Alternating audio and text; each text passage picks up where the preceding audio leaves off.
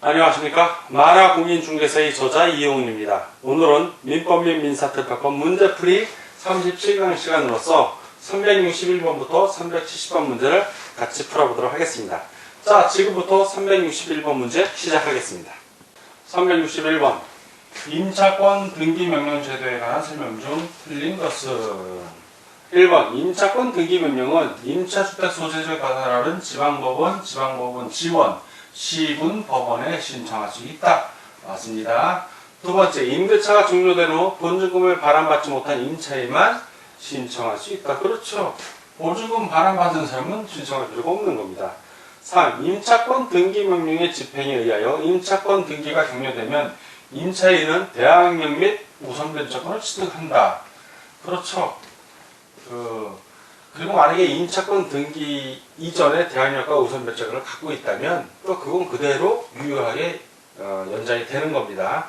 4번 임차권 등기 명령의 집행에 의한 임차권 등기가 종료된 주택을 그 이후에 이게 제3자입니다. 그 이후에 임차인은 보증금 중 일정에게 최우선 변제를 받을 수 없습니다. 이것도 못 받습니다.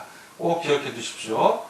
잇따라고 제가 틀렸죠. 5. 임차권 등기 명령의 신청 및 그에 따른 임차권 등기와 관련하여 소요된 비용은 임대인에 청구할 수 있다. 맞습니다. 임대인이 임대차 종료되고 보증금 안 줬기 때문에 발생한 일이기 때문에 그렇습니다. 다 오고 하나만 X 틀린 것이니까 4번이 정답이 되겠습니다. 다음 362번 문제를 보도록 하겠습니다. 다음은 주택임차권의 대항력에 관한 설명 중 틀린 것은 1. 대항력을 취득한 후 임차인이 가족과 함께 일시적이나마 다른 곳으로 주민으로 이전한 경우 대항력은 상실한다. 그렇죠. 임차인하고 가족이 다 주민으로 옮긴 겁니다. 그러면 상실되는 거 맞습니다. 두 번째, 임차인이 임대인의 동의를 얻어 전대하고 그 전차인이 주택의 인도를 받아 주민으로 마신 때는 그 주민으로 이길부터 임차인이 대항력을 취득한다. 맞습니다. 3번 입주 및 전입신고를 한 주택의 소유자 갑이 원래 주택의 소유자 갑입니다. 그 주택을 을에게 1억 원에 매도했어요. 갑이 다시 그 주택에 5천만 원의 전세로, 이번엔 전세권자가 된 겁니다. 임차한 경우 계속 살고 있는 상태죠. 임차인 갑의 대항력은 갑의 최초 전입신고일 이길부터 발생한다. 이상하죠, 좀? 왜? 이 사람이 최초의 전입신고했을 때는 주택 소유자였잖아요. 그런데 임차권으로서의 대항력이 발생한다면 임차인이 돼야죠. 따라서 갑의 최초 전입일이 아니라 이거는 을 명의로 소유권 이전 등기를 한 그 다음날부터 발생합니다. 2002년 대법원 판례에 의해서 그렇습니다. 틀렸습니다. 4. 주민등록 직권 말소 이후 주민등록법상의 이 절차에 의하여 재등록이 이루어진 경우 그 재등록이 이루어지기 이전에 임차주택의 새로운 이해관계를 맺은 선의의 제3자에 대해서도 기존의 주택임차권의 대항력은 유지된다. 자, 요 질문 주의해서 보셔야 됩니다. 이건 맞는 질문인데 뭘 질문해야 되냐면 주민등록상의 이 절차에 의하여 재등록이 이루어진 경우에는 대항력이 유지됩니다. 선의의 제3자 재등록 이르기 전에 그 새로 이해관계 맺은 사람에 대해서. 그런데 주민등록상 이 절차에 이해하지 않고 재등록이 이루어진 경우에는 대항력이 유지 안 됩니다. 즉 법의 이의 절차에 따른 거는 유지가 되고 법의 이의 절차에 의하지 않은 경우는 유지가 안 된다는 거 꼭 알아두십시오. 지금 이 경우는 직권말소 이후 주민등록법상 이의 절차에 의해 재등록이 이루어진 경우이기 때문에 그 재등록이 이루어지는 임차주택의 새로운 이해관계를 맺은 선의의 제3자에 대해서도 기존의 주택임차권 대항력이 유지되는 겁니다. 맞습니다. 다음 5번 임차권 등기가 종료된 이후에 임차인은 소유의 보증금의 최우선 변제액도 받을 권리가 없다. 맞습니다. 다 오고 하나만 X 틀린 것은이니까 362번은 3번이 정답이 되겠습니다. 다음 363번 문제를 같이 보도록 하겠습니다. 363번 주택임대차에 관한 다음의 설명 중 틀린 것은 1. 대항 요건을 갖추고 확정일자를 받아 우선 변제권을 취득한 임차인이 그 계약서를 분실 또는 멸실하였더라도 우선 변제권이 소멸되지는 않는다. 대법원 판례로 인정이 됩니다. 또한 확정일자 같은 거를 기록을 합니다. 동사무소에. 그리고 동사무소에 다 주민등록 기록이 있기 때문에 이건 다 증명이 되죠. 경매에 들어가더라도. 2번 임차인은 임대차가 종료하지 않더라도, 자, 임대차가 종료하지 않더라도 일정한 보증으로 일정에게 대하여 주택 양주인에게 우선 변제를 청구할 수 없답니다. 없다. 임대차가 종료해야 되는 거고, 이런 일정 보증금 중, 소액 보증금 중 일정액은 이건 경매에서 자기가 배당 요구 신청했을 때 받는 겁니다. 이건 틀렸네요.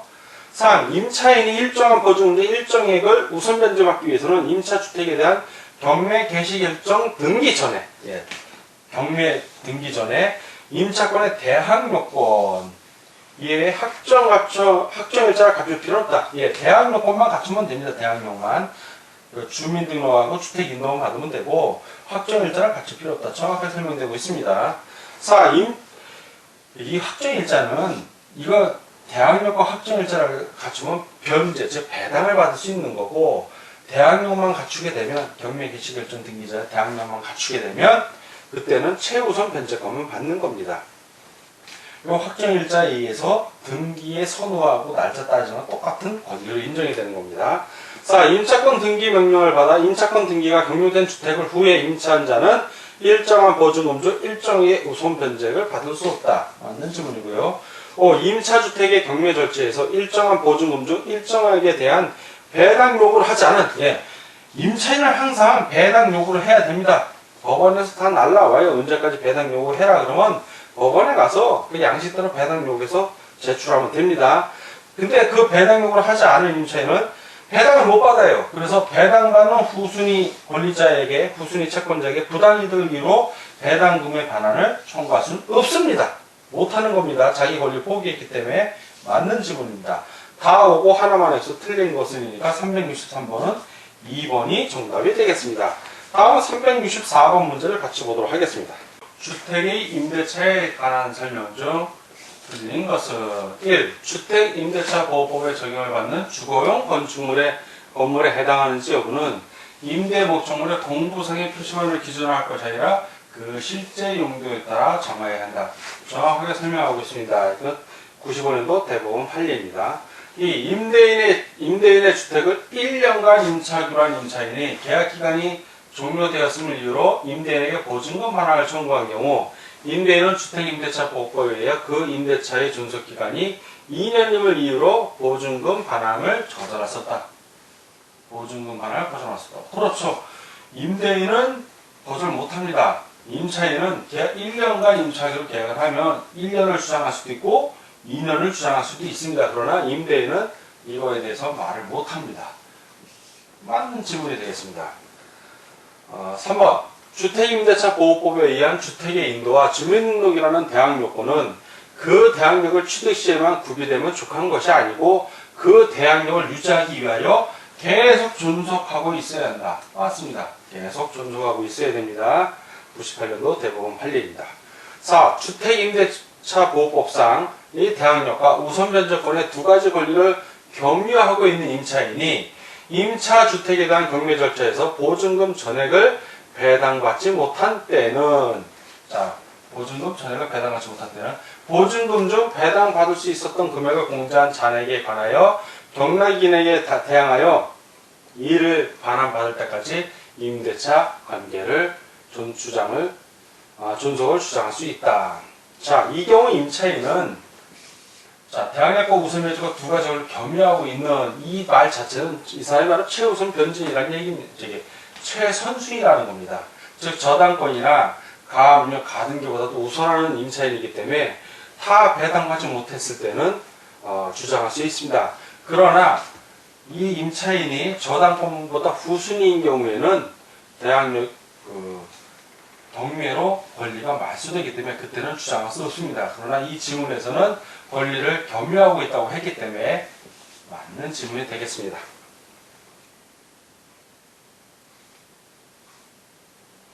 다음 5번 실제 임대차 계약에서 실제 임대차 계약 주된 목적이 주택을 사용 수익하는 것에 있는 것이 아니고 실제적으로 소액 임차인으로 보호를 받아 선순위 담보를 우선하여 채권을 해소하는 것에 주된 목적이 있었던 경우, 즉 임대차 계약을 했는데 임대차에서 사는 게 아니라 소액 임차인으로서 최우선 변제받으려는 목적이 있을 뿐이에요. 주택을 사용 수익은 전혀 하지 않아.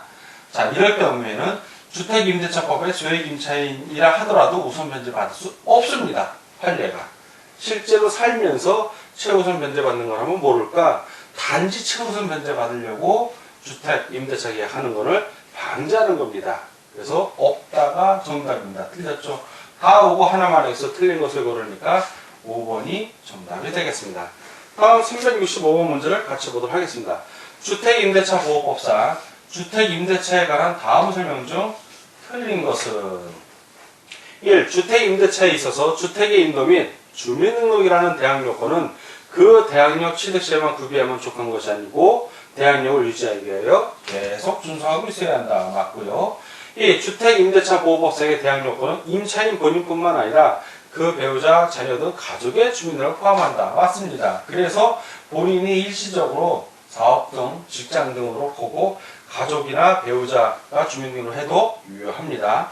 3. 주택의 임차인이 제3자에 대한 대항력을 갖춘 후 임차주택의 소유권이 양도돼요. 자, 대항력을 갖춘 후에 임차주택의 소유권이 양도된 겁니다. 그 양수인이 주인이 바뀐 주인을 말해요.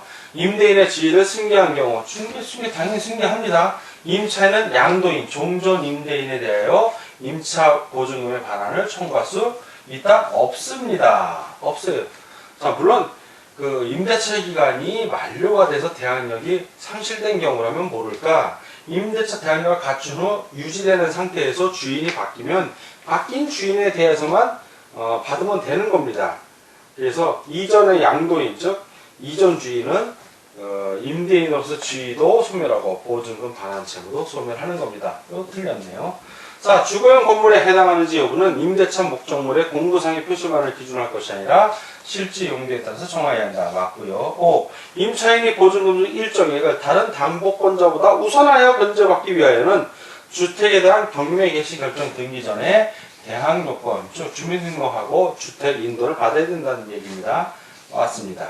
다 오고 하나만 X 틀린 것은이니까 365번은 3번이 되겠습니다. 다음 366번 문제를 같이 보도록 하겠습니다. 366번 주택임대차보호법의 내용에 관한 설명 중 틀린 것은 1번 법인이 임차한 주택을, 자, 임차인이 법인이라는 얘기입니다. 양수한 자는, 자, 양수한 자, 새로운 매수인을 생각하시면 돼요.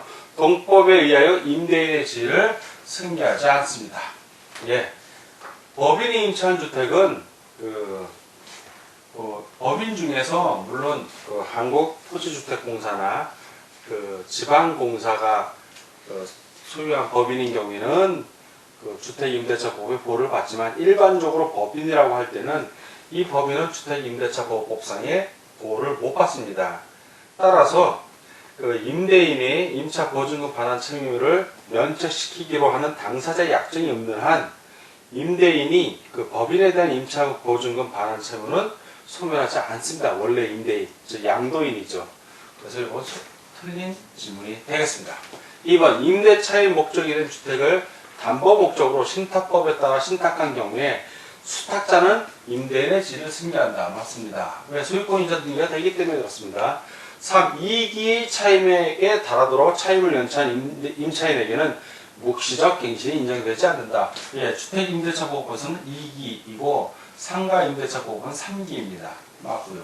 4. 경매 목적 부동산이 매각된 경우에는 소멸된 선순위 저당권보다 뒤에 대항력을 갖춘 임차권을 함께 소멸하므로 임차인은 그 매수인에 대하여 임차권의 효력을 주장할 수 없다. 이건 경락인입니다. 자, 맞습니다. 5. 임차주택에서 가정 공동생활을 하던 사실혼 배우자는 임차인의 사망 후 1월 이내에 임대인에게 반대 의사를 표시함으로써 임차권을 승계하지 않을 수 있다. 맞습니다. 다 오고 하나만 X 틀린 걸 고르니까 366번은 1번이 정답이 되겠습니다. 367번 상가건물 임대차보호법에 관한 설명 중 옳은 것은 1. 주택임차인과 달리 상가건물 임차인은 임차권 등기 명령을 신청할 수 없다. 없다가 아니라 있답니다. 있다. X. 이 기간에 정함이 없는 상가 건물 임대차는 그 기간을 1년으로 본다. 예, 맞죠? 상가 건물 임대차 보호법 구조에 나옵니다. 맞습니다. 3. 사업자 등록은 상가 건물 임대차의 대항력이나 우선 변제권의 취득 요건일 뿐 존속 요건은 아니다. 존속 요건입니다. 존속 요건이다. 그래서 X. 4. 임차인의 계약갱신 요구권은 최초의 임대차 기간을 포함한 전체 임대차 기간이 5년이 아니라 10년이죠. 10년을 초과하지 않는 범위 내에서만 행사할 수 있다. 네, 10년인데 5년이니까 X. 5. 일시 사용을 위한 임대차임이 명백한 상가 건물에도 이 법이 적용된다. 적용되지 않습니다. 일시 사용은 X. 다 X고 하나만 O, 옳은 곳을 고르니까 367번은 2번이 정답이 되겠습니다. 368. 다음은 주택임대차보호법 A와 상가건물 임대차보호법 B를 비교 설명한 것이다. 틀린 것은 1. 적용 범위는 A는 주거용 건물의 전부 또는 일부의 임대차에, B는 일정한 보증 금액을 초과하지 않는 범위 내의 사업자 등록의 대상이 되는 상가건물의 임대차이다. 맞습니다. 2. 대항력은 A는 주택의 인도와 주민등록을 마친 다음 날부터, B는 건물의 인도와 부가가치세법 등에 의한 사업자 등록을 신청한 다음 날부터 각각 발생한다. 맞습니다. 3. 존속기간은 기간의 정함이 없거나 2년 미만의 기간으로 정한 때에는 A, B 모두 임대차 기간을 2년으로 본다. 모두가 아니죠. A는 2년 맞습니다. A는 2년 맞는데 B는 1년입니다. 1년. 그래서 X. 4. 차임 또는 보증금의 증액 청구는 A는 약정 차임 또는 보증금의 20분의 1을, B는 청구 당시 차임 또는 보증금의 100분의 5의 금액을 각각 초과하지 못한다. 맞습니다. 5. 보증금의 전부 또는 일부의 월 단위 차임 전환은 A는 연 1할, B는 연 1할 2푼을 각각 곱한 월 차임의 범위를 초과할 수 없다. 맞습니다. 다 오고 하나만 X 틀린 것을 고르니까 368번은 3번이 정답이 되겠습니다. 369번 상가건물 임대차 보호법에 관한 설명 중 틀린 것은 1. 임대차 기간을 1년 미만으로 정한 특약이 있는 경우 임대인은 그 기간의 유효함을 주장할 수 있다. 임대인이 아니라 임차인입니다. 임차인이 주장할 수 있는 것입니다. X. 2번 임대차가 종료한 경우에도 임차인이 보증금을 반환받을 때까지 임대차 관계는 존속하는 것으로 본다. 맞습니다. 3. 임차인의 계약갱신 요구권은 최초의 임대차 기간을 포함한 전체 임대차 기간이 10년을 초과하지 않는 범위 내에서만 행사할 수 있다. 맞습니다. 4. 임차권 등기명령을 기각하는 법원의 결정에 대하여 임차인은 항고할 수 있다. 맞고요. 5. 임차인이 3기의 차임액에 따르도록 차임을 연체한 경우 임대인은 임차인의 계약갱신 요구권을 거절할 수 있다. 맞습니다. 다 오고 하나만 X 틀린 것을 고르니까 369번은 1번이 정답이 되겠습니다. 370번 상가건물 임대차 보호법에 적용을 받는 임대차에 대한 설명 중 옳은 것을 모두 고르면 기억 권리금의 회수에 관하여 임차인을 보호하고 있지 않다. 보호하고 있죠. 규정이 있습니다. X. 니은. 계약이 종료하면 임차인은 목적물을 원상으로 회복하여 반환한다는 특약이 임차인의 비용 상환 청구권을 배제하는 취지라면 임차인에게 불리하므로 무효이다. 무효 아닙니다. 이거 유효입니다. 유효. X. 임차인의 비용 상환 청구권은 임의 규정입니다. 따라서 특약으로 이를 배제할 수 있습니다. 그래서 니은은 X. 디귿. 임차권 등기 명령에 따라 임차권 등기가 격려된 후에 건물을 임차한 자에게는 보증금 중 일정액에 대한 우선 변제권이 인정되지 않는다. 맞습니다. 리을. 대항력의 발생 요건은 인도와 사업자 등록이며 계약서 상의 확정일자는 대항력의 발생 요건이 아니다. 예, 상가임대차보호법 3조에 나옵니다. 맞습니다. 다 온데, 아니, 두 개는 오고 두 개는 X입니다. 옳은 것을 모두 고르니까 디귿하고 리을이 있는 지문인 4번이 정답이 되겠습니다. 자, 지금까지 민법 및 민사특별법 문제풀이 37강 시간으로서 361번부터 370번까지 같이 함께 문제를 풀어봤습니다. 오늘 문제 푸느라고 수고하셨습니다. 다음 시간에 뵙겠습니다. 감사합니다.